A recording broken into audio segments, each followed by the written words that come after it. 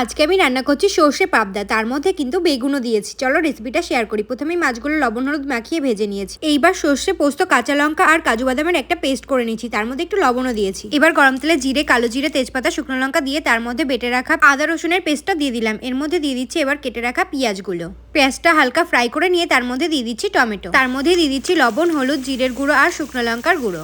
মশলাটা খুব ভালো করে ফ্রাই হয়ে গেলে এর মধ্যে দিয়ে দিলাম কেটে রাখা বেগুনগুলো।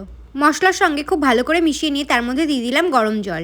জলটা ফুটে উঠলে এর মধ্যে দিয়ে দিলাম ভেজে রাখা পাবদা মাছগুলো। 5 মিনিট ঢেকে রাখার পরে এবার আমি যে সর্ষে পোস্তর পেস্টটা করেছিলাম সেইটা দিয়ে দিচ্ছি। এইবার এটাকে খুব ভালো করে মিশিয়ে নিয়ে নাড়াচাড়া করে রান্না করে নিতে হবে। এর মধ্যেই দিয়ে দিচ্ছি আমি সামান্য পরিমাণে চিনি। ঝোলটা অনেকটা শুকিয়ে এসছে। এবার আমি এখানে দিয়ে দিচ্ছি কিছুটা কাঁচা লঙ্কা। মাছগুলো দেওয়ার পরে খুব সাবধানে নাড়াচাড়া করতে হবে যাতে মাছগুলো ভেঙে না যায়। ব্যাস রেডি হয়ে গেছে আমার সর্ষে পাবদা। রেসিপিটা কিন্তু অসাধারণ খেতে।